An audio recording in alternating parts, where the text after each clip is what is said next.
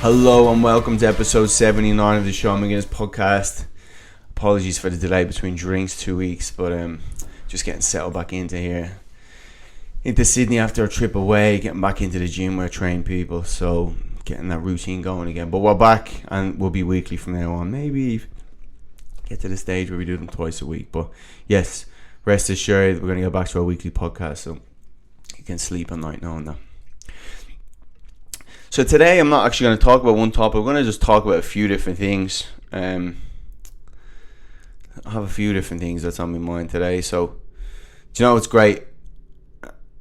I just went and did a training session there before this. Left my phone upstairs because, again, phones are great. But the problem is, and if you're just taking information all day, you never give your brain time to actually assimilate that information. It's way too much. It becomes too overload. So you need to take time away from that part of the brain, do something else, and then when you come back, you're fresh. So I actually leave my phone upstairs, even though it makes the cardio a million times harder. But I'll come back and my brain's pretty fresh. So that's going to tie into one of our topics today. But yeah, I just thought I'd say that. And that's why people sometimes struggle to sleep at night. One of the reasons that they're just taking information all day. They're not taking any breaks. Or if they do take a break, then they scroll on Instagram.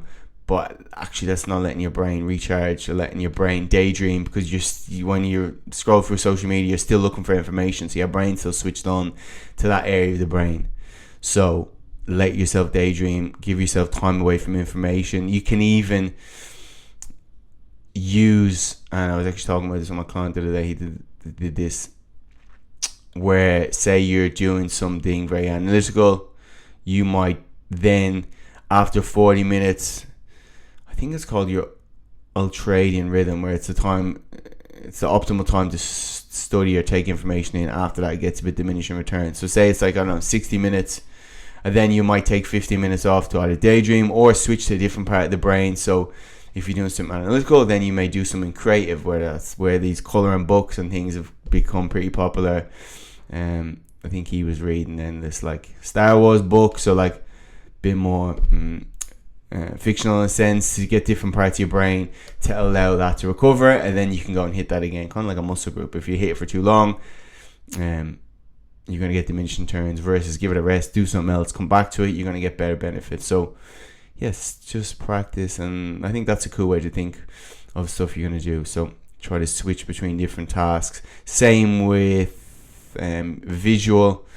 I know Andrew Heberman talks about this, where if you're obviously looking at your laptop, I think, again, correct me if I'm wrong, I can't remember off the top of my head, it's that when over time you can become short-sighted, whatever, because you're focusing in so much, so those muscles that have to dial in and look at that, they're being worked hard, and then ideally you want to alternate that with, then say, go and look in a panoramic view, so it actually gives those muscles a rest, and they can zoom out and look at the visual field. So you're using both muscles of the eyes, because obviously if you use one too much, that can get strained and potentially need reading glasses or some kind of glass or something like that. So yeah, I thought that's a cool way to look at it. So what we're going to talk about today, we're going to talk about a few things. Now, anytime I talk about subjects like this, it's never me on my high horse. They're saying, oh, you're all stupid, you need to do what I say. It's kind of mistakes that I've made in the past before as well. So me pre-warn you, the way I've trained people, whether you're a trainer or a trainee, there's the people that listen to this that are big, from beginners, intermediate, advanced, super advanced, PTs, whatever it is.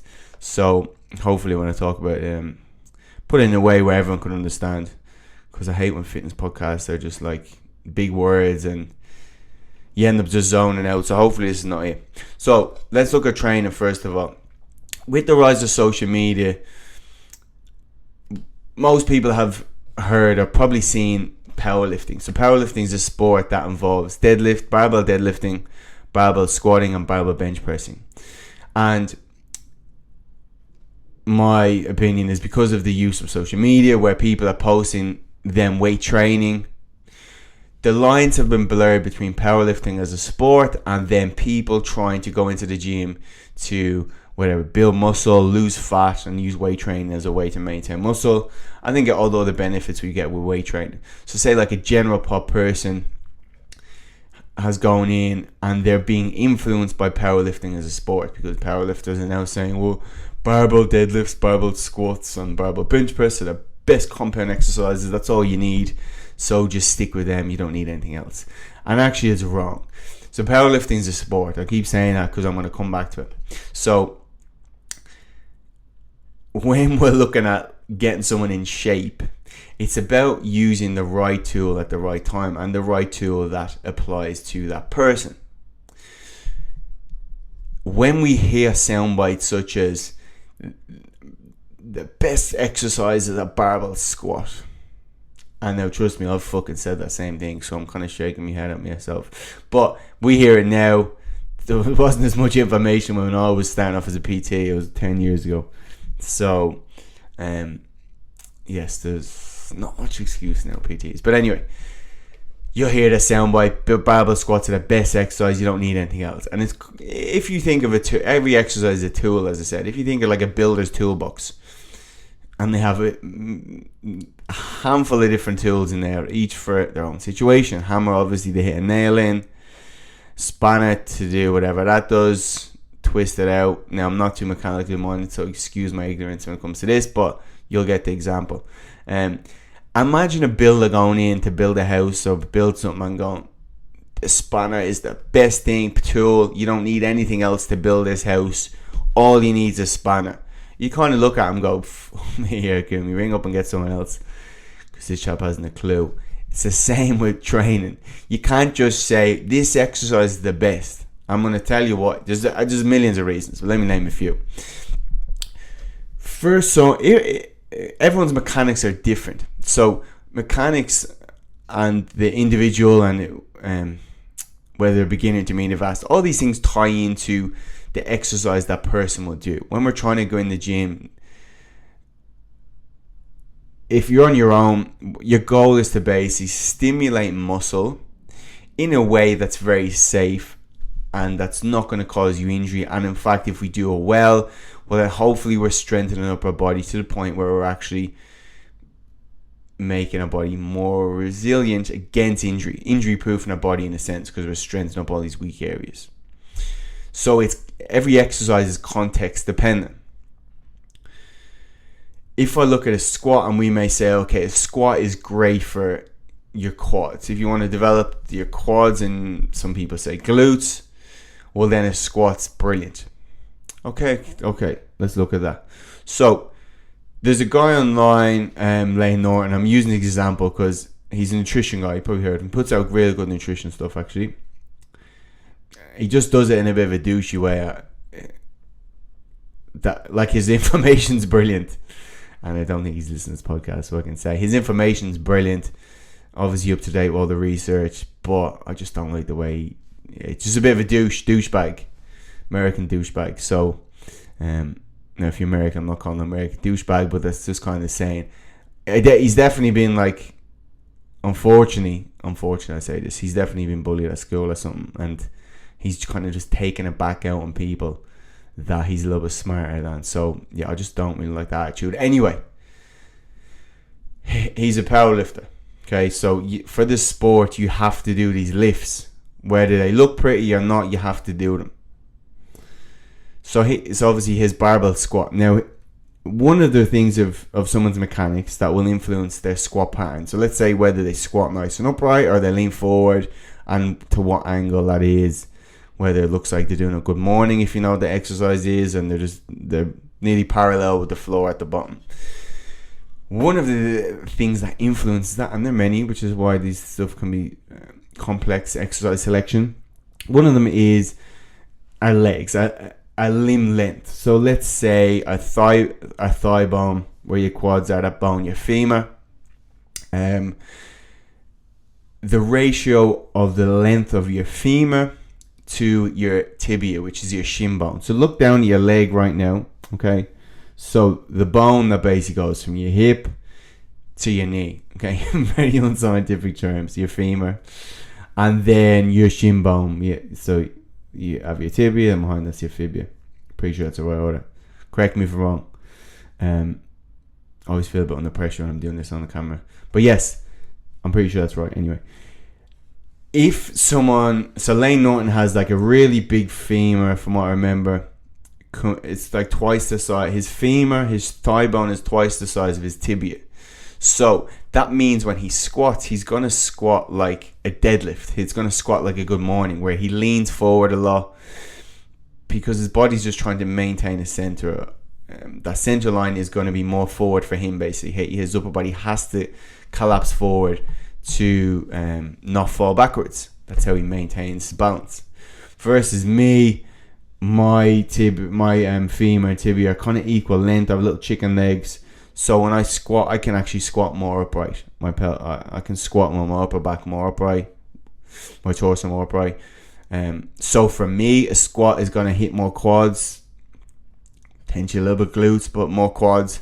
For Lane Norton, when he bends forward, and if we think of the angle, so his knees aren't going forward, his shins are kind of vertical, but his body has to tip forward to maintain that center of balance. So he's going to get a lot of lower back, and he's going to get some glutes in there, but his squat is going to hit the same muscles as a deadlift.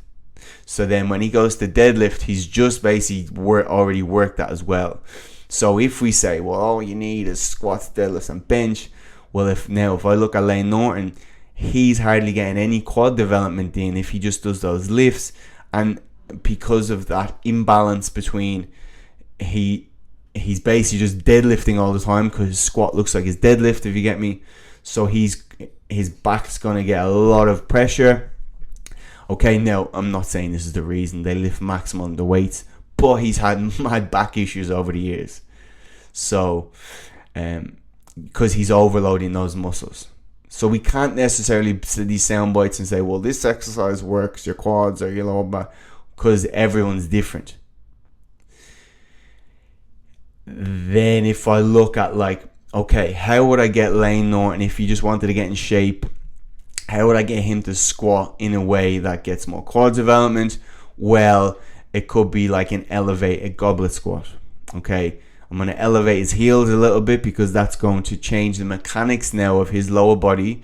Suddenly, it's going to kind of even out the length of his tibia to his femur, so his shin bone to his femur, and that's going to allow him a more upright sense. He's going to be able to squat a little bit more upright. Even more if the weight's in front of him, that's going to counterbalance his weight and allow him to stay more upright. Suddenly, a goblet squat's going to hit his quads, not a barbell squat. So everything's context dependent, basically. So when we look at, say, powerlifting influencing this, not only is it, well, there's a potential for lots of imbalances. Barbell squats, barbell deadlifts, barbell bench press. For the majority of people that I train, and I've been training over 10 years, if someone wants to get to that, if we think of a spectrum where a beginner to an advanced lift, those lifts, in my opinion, would be towards the advanced. So people are coming in and going, well, these people are saying barbell squats are brilliant, and I see them go up to the squat rack, and I'm just like, oh, please God, no. Please don't be doing that. And like, it just looks bad.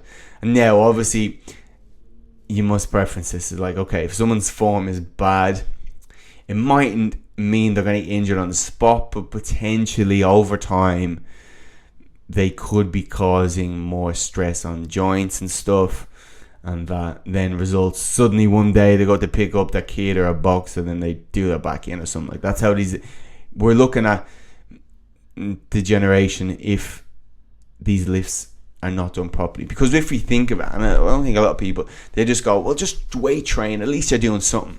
Actually, when we go into the gym, we're putting a lot of force on our body. Yes, our bodies are resilient, but if we go into the gym 3 times a week, all right, now I have to get my calculator out here, 3 times a week, all right, we do that for a year, it's 156 sessions. Okay, let's say we do that for 5 years, 780 sessions. Now, God knows how many reps you do within those sessions, but 780 sessions, 780 hours, if you were doing stuff wrong, and if your technique's wrong, and potentially you're placing more stress on certain joints, your back, your knees, your hips, that's a lot of force to be done wrong. Obviously, if we do it in the right way, now that's a lot of hours to build a great body, but that's what we have to be careful. We're putting a lot of tonnage, a lot of force in our body. I'm not saying we're weak or anything like that, but we have to do it in a way. Again, the extreme example of that, if we look at, say, Ronnie Coleman or something, or even, again, if I look at most powerlifters, now I know they lift the maximum of the weights and they don't really care about when they get older, but like, you're rare to meet someone that doesn't have about 4 or 5 hip replacements, shoulder replacements, everything. And this is going to be for a few reasons I'm going to talk about in a second too. So, yes, these movements are on the advanced end of the spectrum. So you can't just come in and then start on the advanced end. You have to build your way up and earn the right to do those lifts if your goal is to be able to do those lifts. So again, let me just think, for example, if we look at a squat progression, someone may come in, okay, we use a few examples. Someone may come in and let's say they may start with, like I said, a body weight squat. Okay, let me even start further. I've had people that are deconditioned to the point where they squat just holding on to the inside of a squat rack, and they use their body to control down or control up. Okay, they may be overweight, again, placing more stress on the joints. That may be the starting squat pattern. Then they may go on to some kind of goblet squat. Again, for people with different limb lengths who have more of a bendy forward squat, they may elevate their heels. That's why people do that. Whereas myself, I don't need to elevate my heels that much because I can squat pretty upright due to my mechanics. So let's say a bodyweight squat, even holding on to something, then your next progression may be like a goblet squat where the weight's still in front. Because again, if I look at risk to reward, if something goes wrong in that squat, what's the worst that happens? The dumbbell just goes in the ground and forward. Whereas what's the worst that happens in a barbell squat? If you're not that savvy with it, well, you go forward with the bar in your back. It's not going to look pretty. So within a progression, we're doing so because we want as much reward from the exercise with as little risk as possible. Risk to reward, which I've talked about before. Goblet squat, then the next could be like a Smith machine front squat. Again, because the bar is stable, the bar is in front. Again, you may elevate your heels. So because it's stable, we're beginning to learn the squat pattern without any risk of bad happening. Then the next may be progression, if you feel confident with that, could be like a safety bar squat, where if you don't know what they are, just Google it, but it's kind of like a pad. The pad's on your back, but you're holding the bar in front. Again, because your hands are in front, that actually puts like your rib cage, your pelvis in a better position for most people to be able to squat, because most people are very tight in the shoulders. So when you go and see them, and you probably tried yourself to do a barbell squat, that you can't get the mobility in your shoulders to grab the bar, and then because you have to force yourself in that position, suddenly that yanks your rib cage up. Okay, then suddenly that pulls your back into like a Kim Kardashian type curve, a duck arse kind of curve, and now suddenly your back's not in a straight alignment to be able to squat. So when you squat, could potentially place extra stress on your lower back. Safety bar squat, then it could be like, I don't know, barbell back squat on a Smith machine, or maybe that would be before. It's all context dependent. I'm just throwing stuff out. Then maybe the last bit could be a barbell front squat and then a barbell back squat. So you've done like 8 or 9 exercises over a 4 or 5 week with each phase to get to that point. Again, added to the fact that you need the mobility to be able to do that exercise. So you need the competency, you need the mechanics, you need the mobility, potentially the flexibility to be able to squat down, and then potentially you may have to elevate your heels still to get a nice, more of an upright squat. Same with a deadlift. A deadlift could be like a back extension, then it could be like dumbbell Romanians, then barbell Romanians, and then a trap bar, and then an elevated deadlift, like off a rack pulls. and then maybe a little bit lower on the rack pull, so like a block pull, and then maybe the last bit is a barbell deadlift. But again, you have to have the mobility, flexibility, strength to be able to do the exercise, because the bar is in front when you see barbell deadlifts where their upper back is rounded. Well, it's because, again, when we sit down, potentially we get more tighter in our upper back, our thoracic. The front of our shoulders can get potentially tighter, which we get kind of rounded shoulder, which pops our head forward, extra stress on our neck. And then when we go to lift, we go to get in a good position with a deadlift with the bar in front, we can't extend our upper back properly because everything's locked up, and we can't get our shoulders back because the fronts are tight. So again, your alignment when you start off is not in a straight position. Same with a bench press. Most people, again, are tight in the front. So tight in the front, which potentially means the fronts are, as I said, a bit tighter. The backs of your shoulders.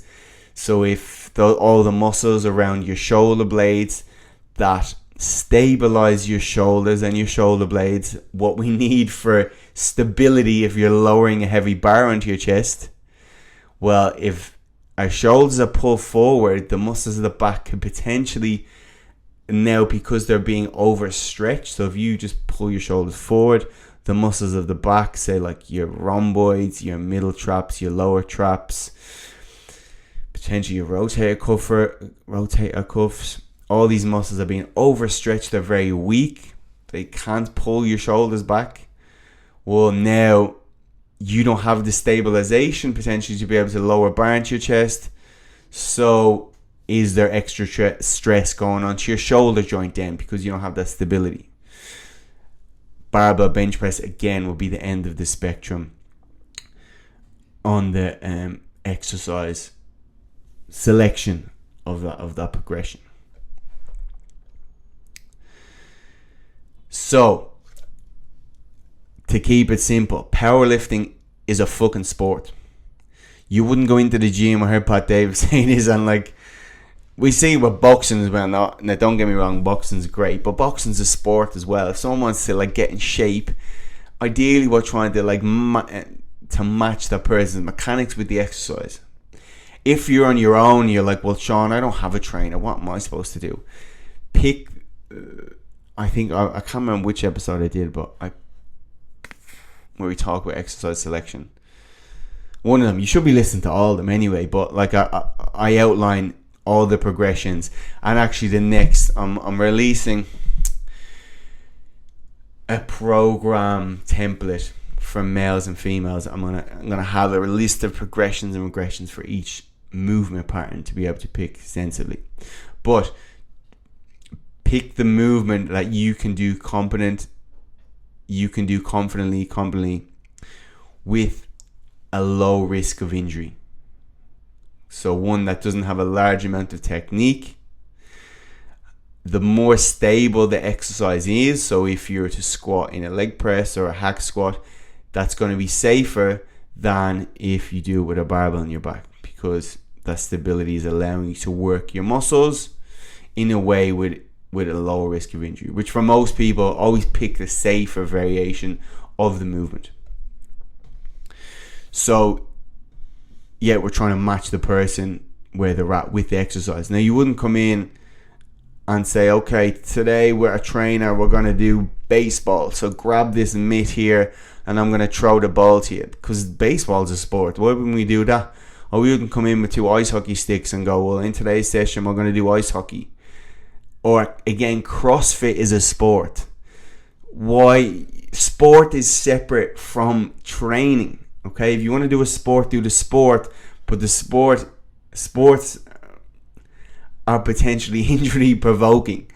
So the sport is a sport. It doesn't have anything to do with you kind of fixing yourself in a sense and doing it in a safe way, because there's risks in sport. So if you look at CrossFit, you're like, okay, you do all these mad kipping pull-ups.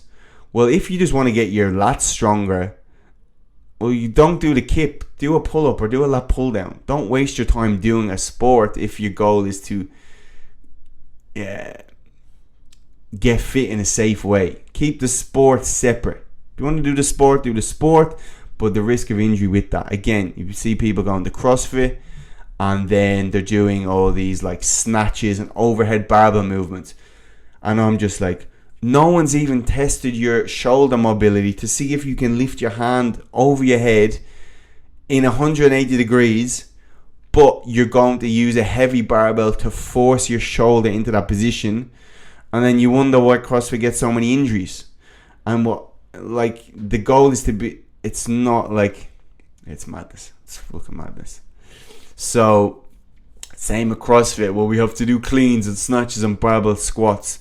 Well, what if the person's mechanics doesn't align with that? What if they don't have the mobility to do those lifts? You can't do that sport yet. If you want to do the sport, my advice would be to like to get your mobility in a way where you can do that without risk of injury. But then even then, if we look at CrossFit and powerlifters, the people that win these sports, are good at these sports, are down to their mechanics. So it's not always the Lane Nortons. Now, I know he's a great powerlifter, but traditionally it's not always the Lane Nortons winning these competitions. It's probably the people with their mechanics more like me, just under 6 foot, little shorty legs, because it means when they do like a clean and jerk, when they do a clean and they drop into a front squat, they don't have to go that low. Whereas someone like Damien, we were talking about this when I got him, he's whatever, 6'3", ridiculous lengths, limb lengths, ones that don't align with squatting at all. So when he does a clean, if he does manage to get it and go down, he's going twice the depth I'm going. So he's actually doing an extra rep every rep.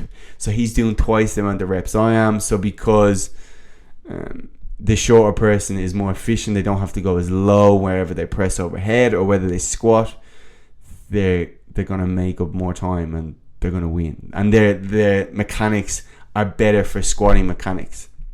So yeah, if don't be mad because you can't barbell squat or clean or jerk. You need the mechanics first. You need the mobility as well, but you need better parents if you can't do these, or if you have limb lengths like Damien. Just stick to training in a way that's safe, because again, he used to, even the episode I did with him, the era we grew up, it was all about squatting ass to grass, and well, his mechanics didn't align with that, and so he's squatting ass to grass, and then he ends up needing a hip replacement because all the times where he's forcing himself to go that depth into the ground with a heavy barbell on his back, well, suddenly if we look at his femur and his acetabulum and all those joint structures in the hip, well, he's grinding away at that when he's forcing himself into those positions. So we need to respect the mechanics, and then we need to pick the exercises from that. You don't have to squat, bench, deadlift, bro, and put your lifts on Instagram and lift heavy. And this is not even looking at like the technique when you see people do all these barbell deadlifts and stuff. Again, they're maximal weight. So if we look at our kind of risk to reward, well, is your goal to like look good for Instagram, or is your goal to get strong and injury proof? Because yeah, the people you see posting those lifts are just the ones that are not getting injured. There's probably 99 more that have stuffed themselves in the process. So again, I'm saying this because the people that listen to my podcast generally are trying to better quality of their life. Naturally, as we get older, we do get degeneration in our joints and in our back and stuff. So we have to be careful about the force we place upon our body and do it in a smart way that's going to maximally recruit the muscles we're trying to strengthen up without doing it in a way that is going to smash our joints. Okay, again, I'm actually going to do a reaction video to, like, I got a coach before, and again, it was all about squatting heavy and deadlifting. And if you see my barbell squat, I think I got up to 170 kilos.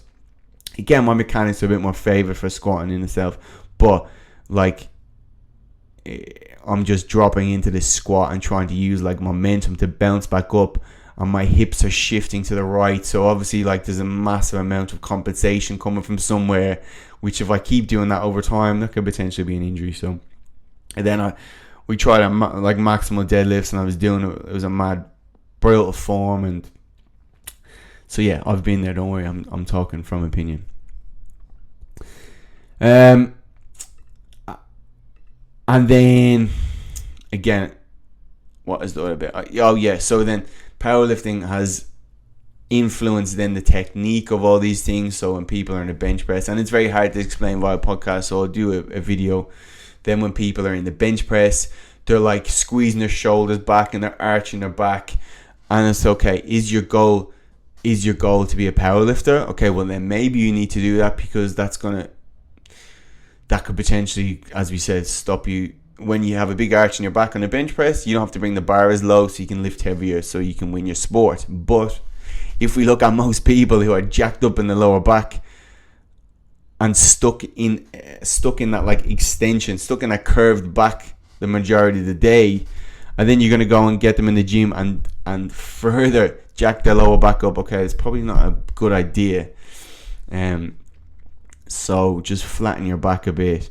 Don't squeeze your shoulders back. Again, hard to explain, but yeah, don't copy the technique of a sport. Copy the technique of proper exercise mechanics. If you have any questions on that, hopefully I explained that okay-ish. But it's separate sports. Even if the sports involve lifting weights, separate them from you getting in shape, because they're not the same.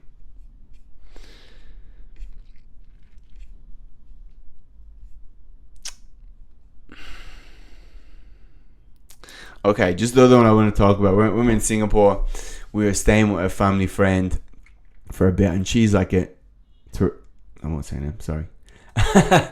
she won't mind me saying it, but just in case. She's a legend, and she's like a high power boss ass lady. Mad corporate job. Type A personality. Works hard. Again, with the time we're staying there, she's on calls at night, and when we get up, she'll be on calls in the morning. Like proper crazy commitment and the way she's work ethic. But basically, she has a trainer, and we're talking. And again, I see this lots as well. Unfortunately, I kind of copped on. I never fell into this trap. And it's funny, because you yourself, whatever you do, you'll probably be listening to this and nodding your head. And it's, her trainer was like half her age, alright? And her trainer's telling this like CFO of a global company that, okay, before bed you need to take your journal out and write 5 things you're grateful for, and then in the morning you need to get your morning routine where you get up, you're going to meditate, and then you're going to get your gratitude journal out, and then write what you're grateful for the day, all that kind of shite, in my opinion. Now I'm just taking a piss, some people love it, fair play to you, but yeah, it's mental. Like, people in that position, you're busy, you don't have to like meditate or journal, you don't have to take advice of these like people, trainers living at home, telling like someone at twice their age how to structure their day. For myself, I don't get into meditating, to be honest. I've tried it, but if we look at meditating, I think what most people like gonna get from, okay, you can look at like, you're gonna get some introspective view of what's happening and checking in yourself. Cool, that's perfect. But I don't think you need to sit there and meditate to get that.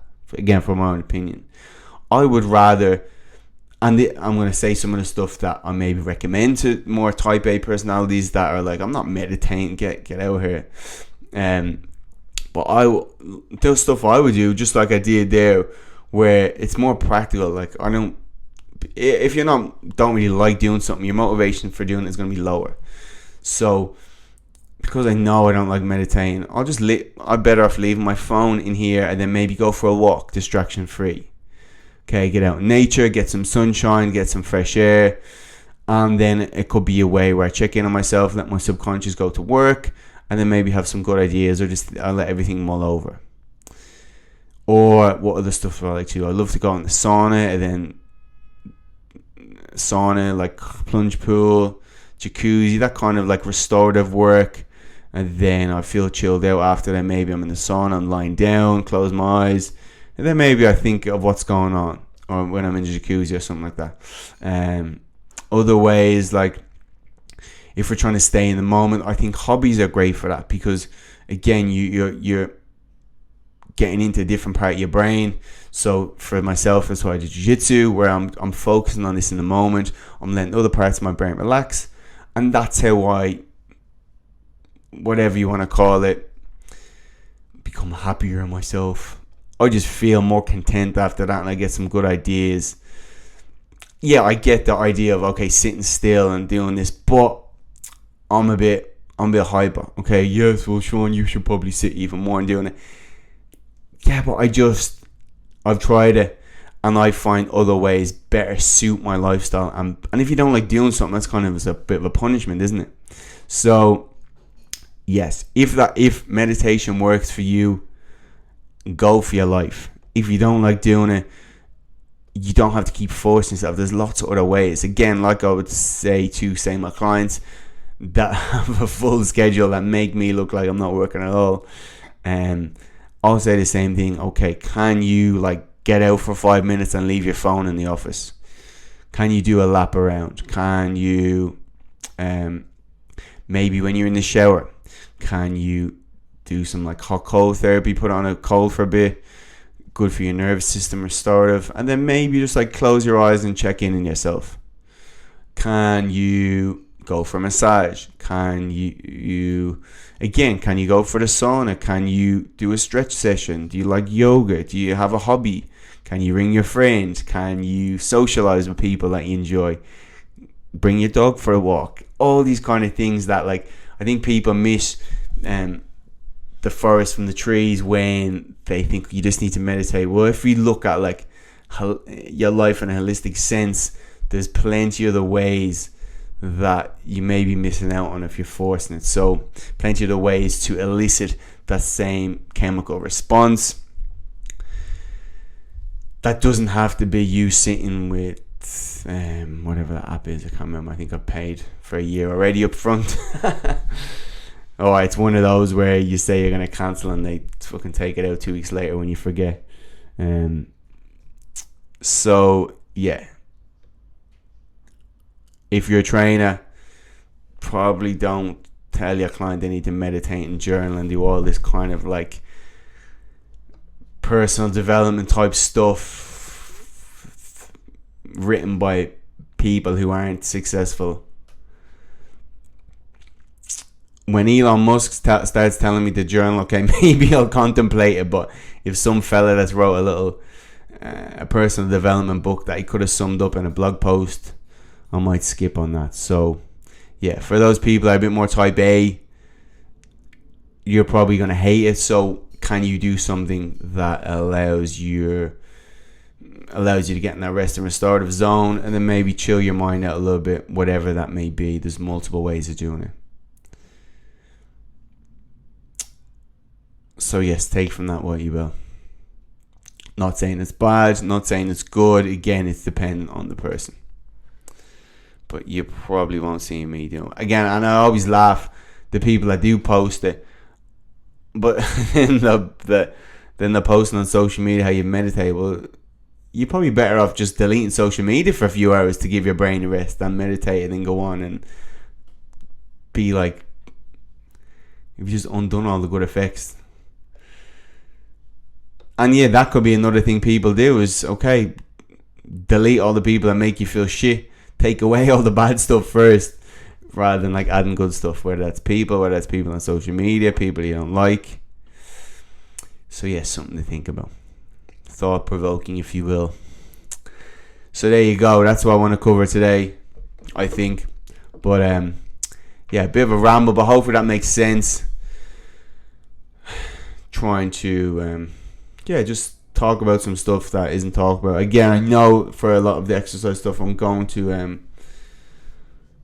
make sure you follow me on YouTube, because I'm going to start posting more like exercise technique and then be able to use visually to put into context what I talk about, because it's hard demonstrating, especially if you don't know all the exercise and stuff. But there you go. Episode 79, the books. Hope everyone has a great day, morning, evening, wherever you are in the world or universe. And I will talk to you all next episode.